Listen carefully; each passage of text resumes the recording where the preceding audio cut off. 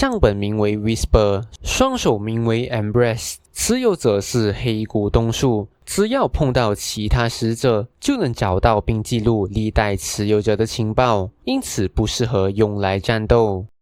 手长脚长，持有者是田师剑，能力如其名，能自由伸缩手长和脚长，性格残忍，出手狠辣，并且喜爱人肉，特别是小孩子。虽然不能伤害主人，但也不会听主人的命令。据说就算不吃人，他们都会以巨大的脚踩坏天地，用手捞起湖水，造成水灾。因此过去在北方做了不少坏事，所幸被有封印能力的人和一位和尚以及左右大人将他们封印在冰脑山里。虽然能力看似单纯，但破坏威力巨大，就连左右大人都一度陷入下风。